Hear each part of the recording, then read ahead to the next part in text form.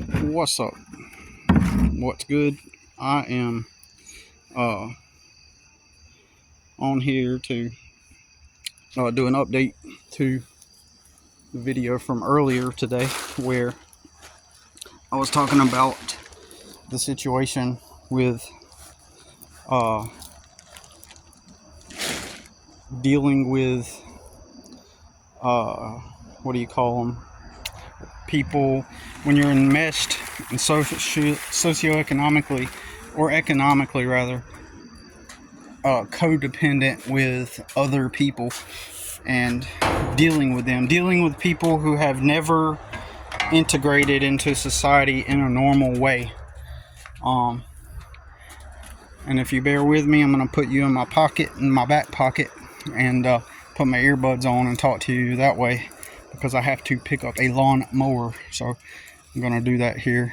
But I was talking about how it can be frustrating and how that frustration, you know,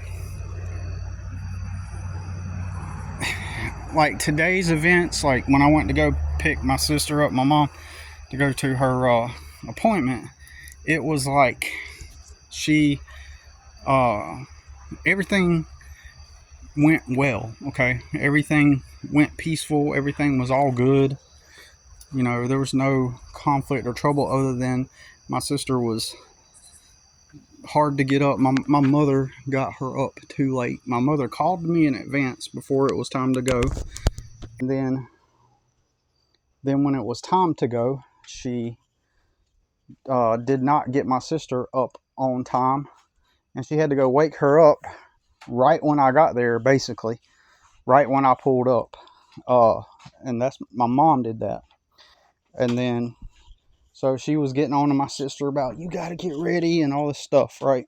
So there's that, and so finally we got going, and we were lucky that we made it on time. Uh, so uh, so it went well. So it isn't always, it's still dysfunctional, but that doesn't mean that every moment is some kind of bad or negative thing. Just the basic situation itself is the dysfunctional thing, if that makes sense.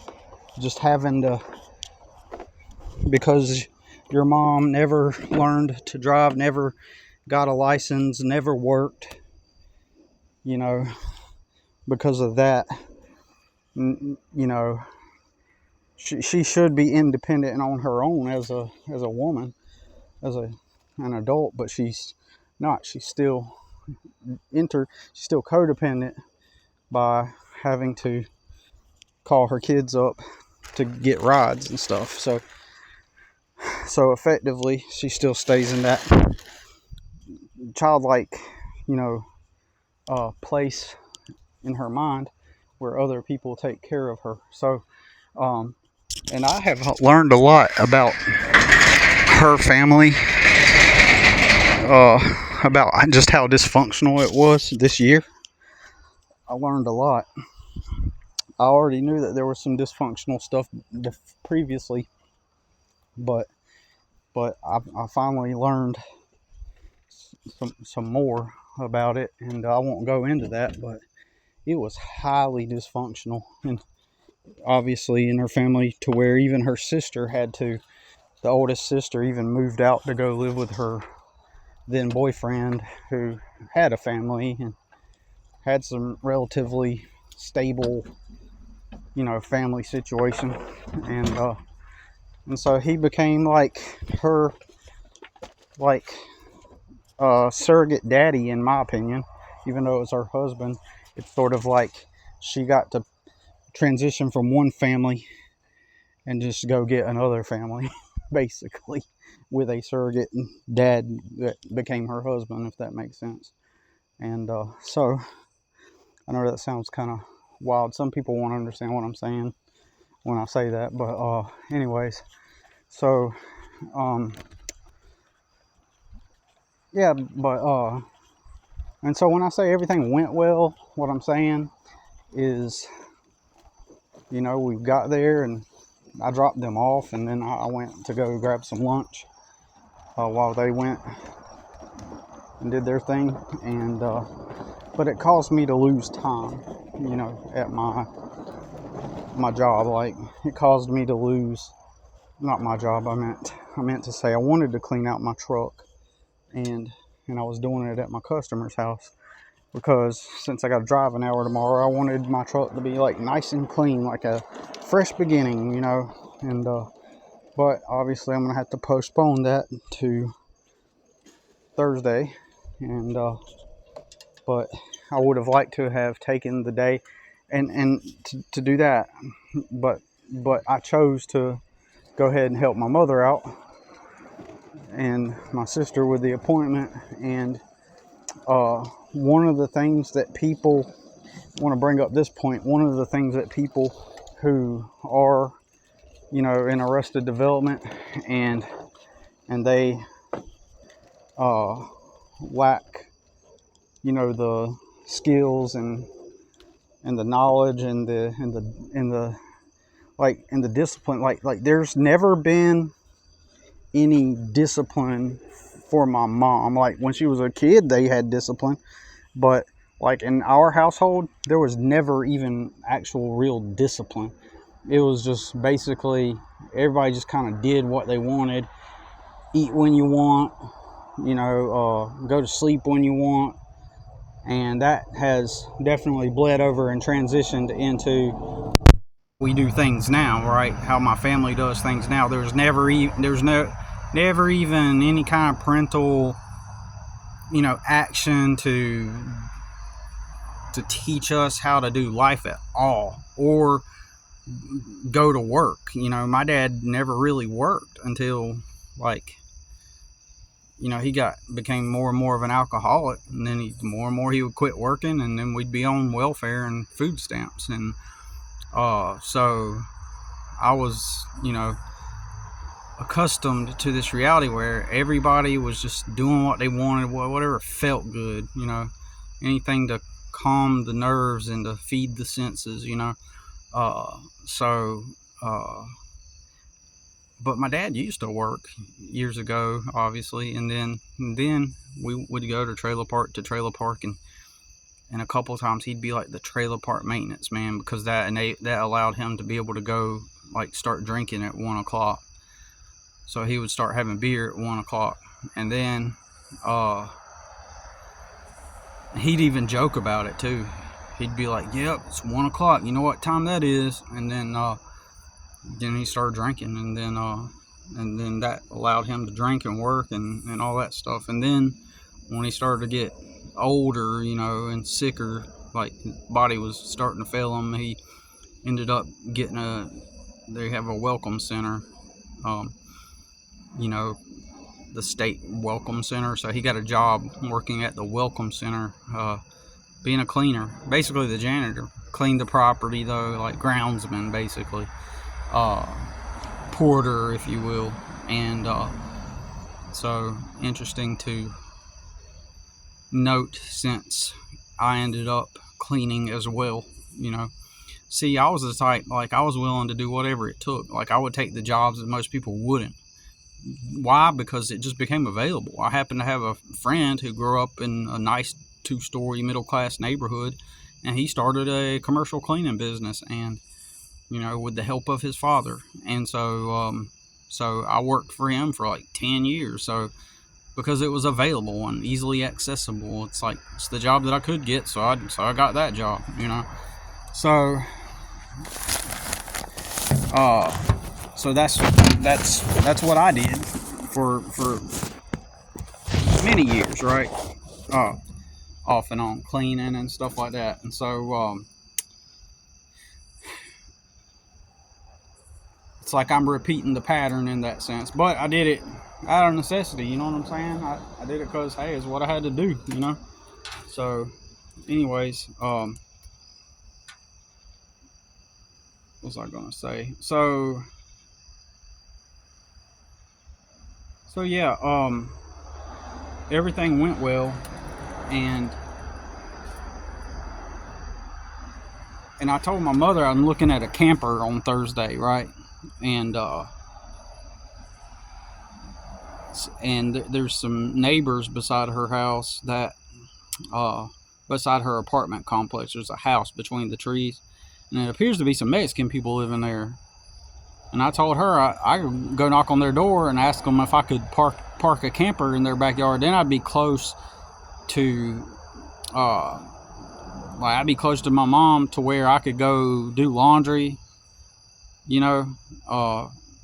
easily. I could just walk the laundry over to her house, and then I could and then my son could get a job without having to worry about having transportation, or maybe one day me being stuck, in traffic, or stuck at a job far out.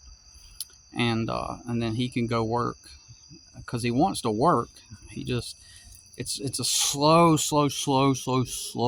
snail pace process for us. Everything is just a slow process met with all kinds of barriers right along the way. And so I'm thinking I can go ask them Mexican people if they still live there. My mom says she's seen a guy there the other day, like last week or something. Because what they do, the people who live in that house, they walk through the wood part, the little wooded area, and they come to the apartments and put their trash there. Nobody says anything about it, but my point is that I could go over to park my camper in that backyard, and I just have access to if anything happened to my truck, I could walk to the grocery store.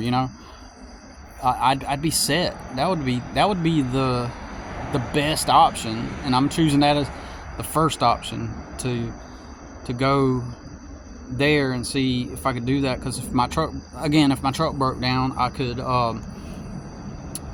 walk to the grocery store if I needed. There's a Starbucks right around the corner. There's there's a little place where I can get my energy supplement right there. There's a everything's close by. There's a bus stop. I could travel on the bus. Man, that'd be perfect. Even if I didn't have a truck, I could live out there and survive, right? That would be great. And then I could probably free up way more time to do creative things and art. And then this camper, especially this camper that I'm looking at, it is a small camper, and so it would be my son and me cramped in there, but that's okay, because we could also put up. I was thinking I could also get a outdoor, not a camping tent, but a big tent where you use for for practical purposes, right? And I can use it as an art space, art room and stuff, or even convert it into a outdoor living room. And I could build a little makeshift porch on the front of my camper possibly too. Right, I could do, there's all kinds of different possibilities as far as that goes. And if they just, and hopefully these Mexican people own that house, and then I can start talking to them in Spanish, and that would gain me some favor with them. And then I could definitely, then I wouldn't be so stressed and worried about, well, what if my truck breaks down, and and I got the help of family close by, and so I can still maintain my boundary and remain in a headspace of being healthy, and then and I could just grow from there. You know what I'm saying? I could just grow from that point in space, and and just I feel like it would be stress free, especially with the Mexican people there and stuff, and because I don't feel any threat from the Mexican people, right? I feel like they're always been friendly to me. They've always been nice, for the most part. The only one time I didn't do anything wrong was the only one time one of them did me wrong was this ugly lesbian Mexican girl, said she would pay me after I took her truck to Mexico. She gave me $600 to get down to Mexico, for fuel and food and all that stuff. and I thought that I was gonna come back and get a few $100 after I got back, and she acted like, I already paid you and stuff, and there's really nothing I could do about it. So I just said, fuck it, what could I do? There was no physical contract or anything. It's not like I could sue her, and she was illegal, and I don't know. I just decided best thing, just let it go. She's not going to be a person of her word, then whatever the fuck. That's okay. That's I got to go to Mexico though. I went to Brownsville. I was stuck in Brownsville, Texas for 3 days. I went to the movie theater and I saw Narnia. I had a hotel room. I used out of that money. I used it to get a hotel room, gas, food, like along the way, and then I went to the movie theater. But she didn't pay me. Like after I got back. But that's okay. I still got to travel through Texas. Kind of like a mini road trip. I mean, the heat. I had the AC pumping all the way up. Anyways, and I got to eat some tacos and Matamoros. Oh, they were so good. But anyways, so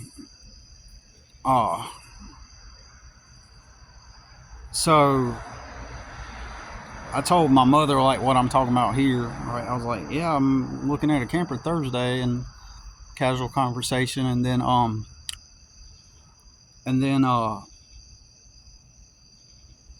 so she goes, hey, she was like, how much is that camper? And I was like, 800. And she was like, and I said, I got like 600 or 700 from the job I just did. And she goes, she's like, hey, if you can get them to wait a month, I'm supposed to be getting some more money from your grandma's estate, and I'll help you out. And so that was nice of her. So while there's still elements of dysfunction, I've grown and sharpened my social skills, or my interactive skills, with her and people adjacent, to learn to best manage them. One thing that happens around people, like in my social circles and my neutral family, I was always deemed as the smart one, the one that's the most creative, the most smart, but kind of like my perceived status has kind of fallen, and I can tell,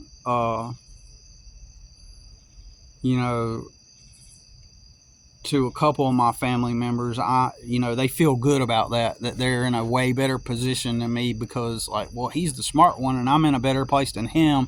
You can kind of hear it in the way they talk and the aura that they put on. It's like, I'm doing better than the smart one. You know what I'm saying?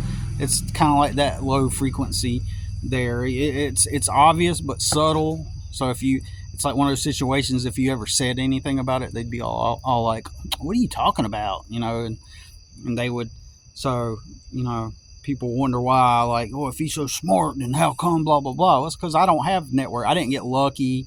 I didn't have opportunity fall in my lap. I didn't meet the right person. I didn't, that had a bunch of money or connections to money. Well, I didn't have all that stuff just happened to me. Even this week, I've been in an argument with this dude, who was one of my brother's victims, who he's all, smug and talking about like, in order to get out of poverty, I just need to change my mindset. That conversation came up. I just need to change my mindset. Let me change my mindset. And I told him straight up, like, your logic lacks nuance. It lacks practical thinking. No pragmatism, no pragmatism, no practicality. It's just woo-woo, and it's in the air, and it's just work hard and just do this. You just got to change your mindset. Everybody boils it down to these simple tropes and platitudes that they always say, and it's like, no, it's not. It's just I need a circumstance that will work for me. You know what I'm saying? And I just need to grow myself from there moving forward. He's one of those people that believes in the script where you just act like, you just go along with the script, and then because it has worked for him, and I don't know his situation, I challenged him to a live debate, an argument about it. So I haven't checked the message yet, but or the thread yet. I haven't checked it. But I was like, if you can prove me wrong, then so the premise is I'm just weak. Like I'm poor because I have the poor mindset, and I just need to change my mentality. And so in contrast, that assumes that people like him they're strong and they got to where they're at because they just worked hard and they pushed through and they had a hustle type of attitude. And it's just such bullshit, because the majority of reasons why people achieve things is, and I told him, I was like, let's break down your story. Let's see where you started from. He was an immigrant. He said he came here to the United States from Russia or something, and he's got,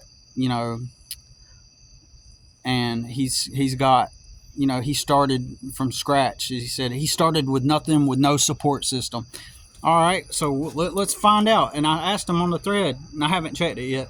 I asked him on the thread, so when you got here and you had $0, how did you start? Where did you live in? Like, okay, so you got here, you had zero money, and then I guess, where did you stay in your cardboard box, or did you like sleep on a park bench, or I said something like that, or how did you start, since everybody's blank slate equals and we all start from the same position and we just work hard to get to the top, then how did you do it? Like, I was like, are we going to find instances where you got lucky at times, or how did that work out?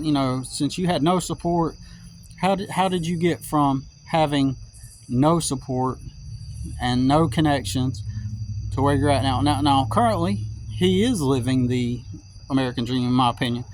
He has a family. He's got a house. He's got some kids, and he's even teaching them how to do their own lawn business, right?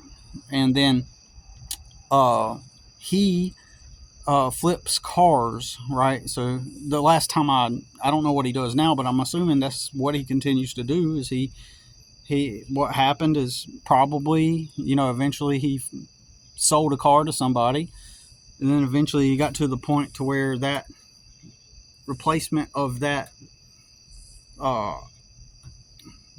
if he worked somewhere, he probably was in a position to where he could save money. And once he had the money saved, he bought a car, flipped it, and then he probably over time bought another car and flipped it, and another car and flipped it, until eventually he was able to accrue a certain amount. Maybe he even got loans at times, but eventually he was able to get cars and flip them and keep flipping them until the point to where then at any given time he's got multiple cars for sale, and he's just constantly selling cars to people. I'm guessing, so I don't know. I want to hear his story, and but it is an example of, I told him it's survivorship bias and confirmation bias. Like, what did you do? What you did to get to where you're at? You're basically telling me you didn't get lucky and you hustled and you started from the bottom. You did all on your own. There are outliers that does happen to, where they did do it, quote unquote, all on their own with no help. But in general, like, just to be real, everybody gets help. Everybody has a foundation to start from before. Like, I am coming fresh relative to, everything else. I'm fresh coming out of my situation. You know what I'm saying? I'm freshly getting out of the situation and still overcoming the side effects of being constantly attacked by the government. But he lives in the realm of woo, woo, woo. I'm sorry if the government is attacking you chronically over and over again and stripping you of all your money, and the warehouses pay $10 an hour or $15 or even $17 today. You're not getting out. That's been a frequent thread on here in our circle, and we've talked about how, like, it is practically impossible for the average person to just like go clock in at a warehouse and expect to have like a nice place to live or something. Like, you got to get lucky, and to even have a place to live is what I mean. So anyways, things went well, and it does make me realize that a lot has changed for the good in that dynamic, in that aspect. And I hate to have to say it, but it is, well, I don't hate to have to say it, but it is what it is. It has to do with the financial stability. All of my life, my mother has lived in filth, right, in filthy trailer parks, and with my dad and stuff, and just filthy environments. And she never cleaned. She never tried to. I mean, she did a little bit here and there, occasionally, but like our place was always filthy. And but today, because of her ability to have her own place, she maintains it, right? She keeps it clean the best of her ability. She doesn't live dirty. And so I really do think that having the financial stability and the lack of dread and fear of homelessness and not having anything, I think that has highly impacted her behavior. Even my other sister, who was renting a house for a while, I went over to her house one time, and she I went over to her house one time, and she kept it clean. I was like, whoa, she keeps her house clean. I was like, because it was odd, and I think that had to do with the fact that she was in a better house, right? A better environment where, like, you put a poor person in a trailer, for most people anyway, that's already got some roaches in it, and the place is not the best upkept. Like, the landlord just doesn't really, he does the bare minimum and keeps the basics running, but it looks awful. You put poor people in that condition, they're not motivated to maintain it, because obviously it's not theirs is one reason, but the other reason is because it just kind of looks and feels like shit. And so that's how you feel in that environment. And so I find it highly interesting how the environment that my mother lives in has totally changed how she does things, right? And my sister. But my sister actually had to move out of that house because she didn't have money for rent. She got another house. This is crazy. I told you, everybody gets lucky, right? Everybody gets lucky. How about this? In this day and age, in this day and time, she found a woman on Facebook Marketplace who was renting a house, happened to be a Hispanic lady, and she offered to pay rent for she offered to let my sister, like, pay rent on a month-to-month basis with no contract and no deposit, just the first month's rent. That's it. Who does that happen to? Who the hell does that happen to? Just happened to be on there, and this lady says, oh, you just pay the first month's rent. That's it. No contract, just pay the rent. Holy sh! Who does that happen to? I'm telling you, everybody around me gets lucky. Tell me that's not fluke. I'm telling you, that's the pattern. That's the frequency, right? And guess what? I'm, not that they listen to this channel, but she's already behind on her first month's rent. She paid the first month, and now it's time for the first month has passed, and now it's time for rent. She's late, and the landlord is angry because my sister doesn't work.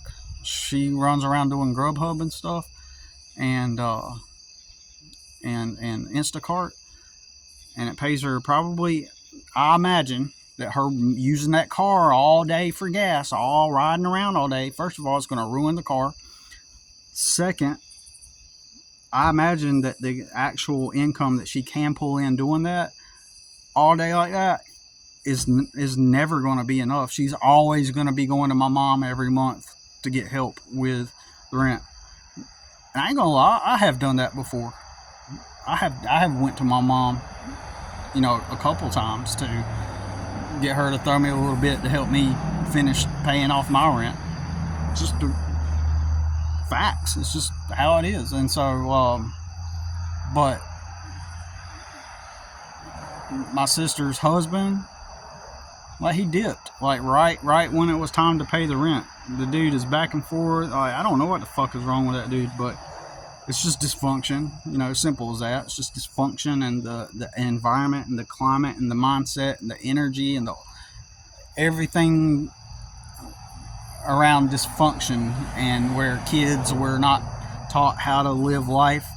And my sister, back when she lived at the trailer, she used to get angry at me, and she'd be like, you don't want to work, because I'd be sitting on the couch or sitting in my truck waiting for a customer to call. Back when I strategically had to do it that way anyway, and I had already said, I'm never going to work for anybody else. So there were times and phases where I'd have like no money, no work, no customers, no money to advertise, not even $5 to advertise, and I'd just wait for days for a customer to call just to get a few bucks, right? But I was determined to build my client list up and work for myself, and I just really didn't know what to do beyond that, and I had given up on working for anybody else, and so this was back in the trailer again, and my sister would be like, you just don't want to work, you sit around lazy, the same sister, right? Well, she worked at a retail store, a clothing store, and got to the point to where they were giving her 2 days out of the week. This was before the Action Jackson, this was before the C to the V, thing happened in 2020.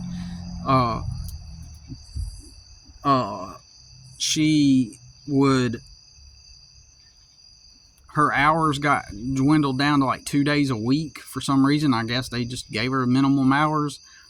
And then any day that she could take off, she would. Like if she could get a day off, she would take a day off. And then there'd be times that she would go to work and she'd get off early. And I seen her in the parking lot. She would buy scratch-off lottery tickets and just be scratching them. She wouldn't come home to the trailer. She'd just be like sitting in her van scratching. So literally, she is literally lazy in that sense, right? And I'm not trying to make an excuse for her, but at the same time, if there were jobs that she could get that would pay her relatively decent and to be able to take care of her kids, and it gave her a semi-comfortable life enough to make it, I believe that she would be motivated to do that. I think that the reason why she does that is probably a lot to do with depression.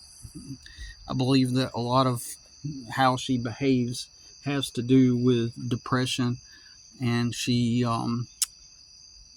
feels, like, because a lot of poor people, like, when they're in a redundant cycle, it's like there is no hope for the future, right? And that when you get that next paycheck, it's gone already, and it's like there's no sense of momentum. There's just a constant stirring of knowing that you're going to be in the same place over and over again, and like, she'll do Instacart and stuff, she'll do all that stuff, but when she was working at that retail place, right?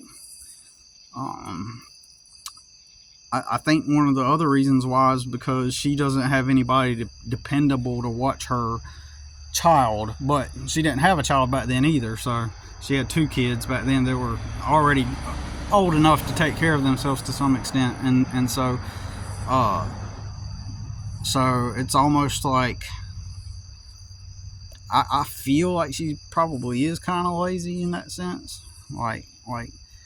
but I definitely seen her when she needed way more hours. I seen her say, oh yeah, I decided to get off early, or they asked if I wanted to leave early, and I said yeah, or something like that. And it's just like, wow, when you need the money. But she was probably getting paid like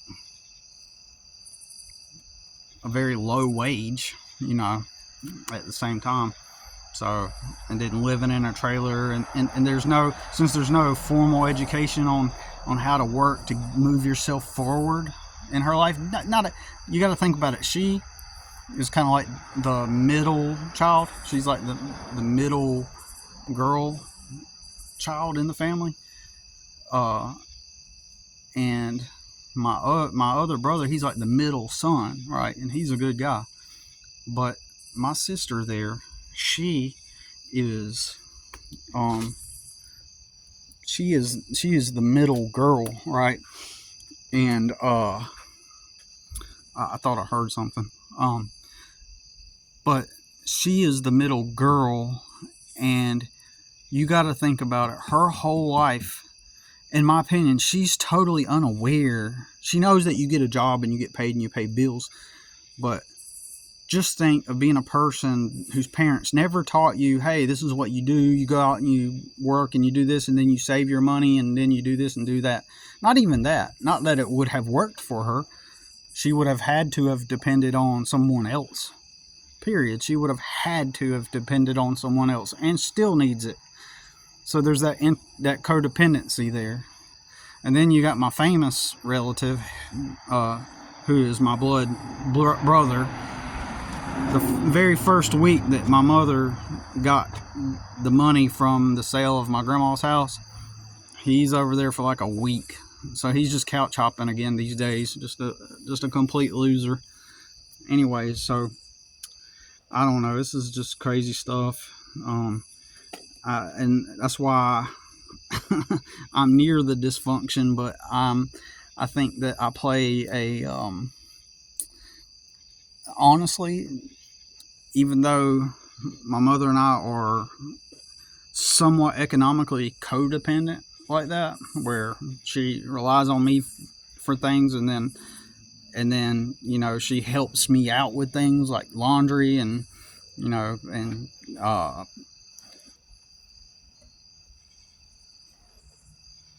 that's about it, really. And then there's, you know, and when if I take her to the store or something, she'll throw me some gas money, and that helps out, you know what I'm saying? And then there's been, like I said, a few occasions where I've asked her for financial help, like, hey, can you help me with this amount of money to help me cover my phone bill this month or something like that, you know, and she has helped. But the thing with me is I'm not coming from a needy place, you know. I'm not coming from like I'm literally not trying to get something out of her. I'm just fluidly working with her, and she helps me, I help her. It's like a back and forth thing, right? And I don't know anything else to say. I mean, it just is what it is. Like, she helps me, I help her, and it's weird because it's economic codependency, but that in and of itself isn't dysfunctional, if that makes sense. It's just a matter of, it is what it is, right? And so I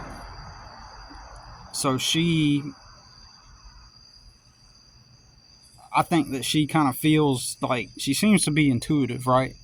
And I feel, even though she may not be able to consciously configure a way to word what she is experiencing, and or be consciously, cognitively aware of it to some extent, but she does feel stuff, and she can tell when people are trying to make maneuvers and make moves and stuff.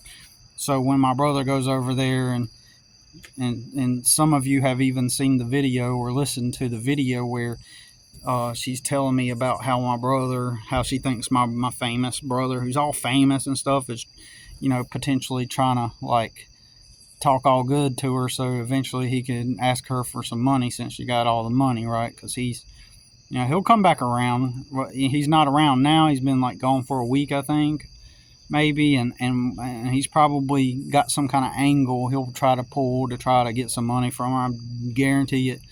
And now my dysfunctional other family members like him and anyone else who might be dysfunctional, they will be the first ones to attempt to pin me as the one that's you guarantee it, they will try to scapegoat me or villainize me, you know, to make me out to, you know, that I'm, as if I'm trying to go in on her, and, you know, to try to today she offered to help me get a camper, right? And I told her, basically I was telling her, like, I got the money to get it, you know, and that I was going to try to talk them down on the price a little bit, since it's an old, decrepit looking camper, but it's the kind of camper I would want too. It's an old style, I would love to get something old and then pick up where I left off with attempting to make a type of like a YouTube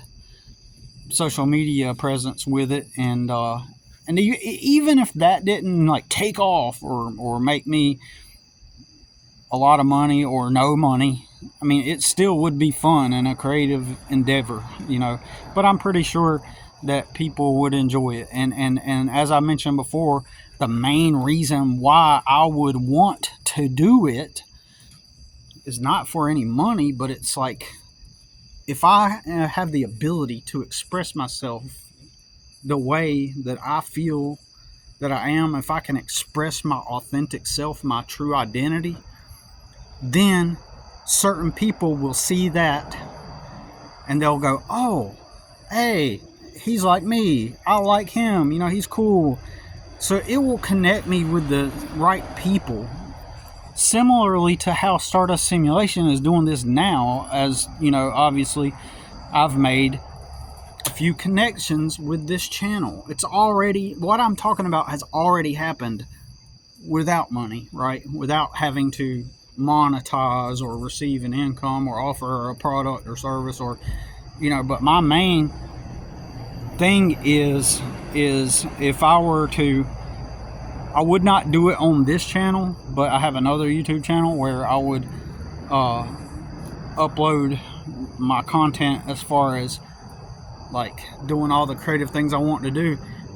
And by doing that, it signals out, it puts a signal out to other people into the, into reality. And I ping with the right people that they're like, oh yeah, he's like that. I like what he does.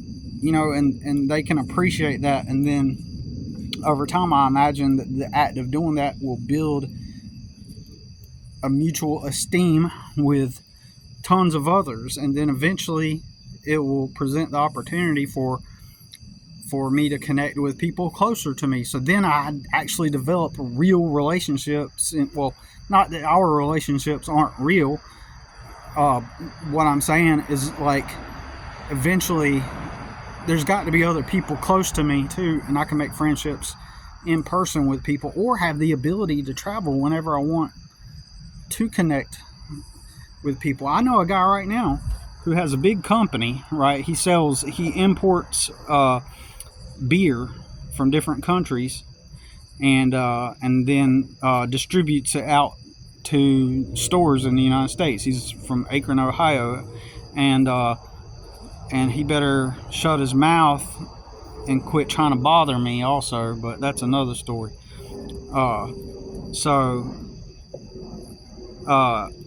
Anyways, he's got a big company, and he because I used to be on good terms with him, but anyways, maybe I'm the problem, right? But anyways, he owns this company, and he actually was an employee of the company when the company first started. He started working for the guy that ran the company, and he helped that guy run the company. And then when that guy died,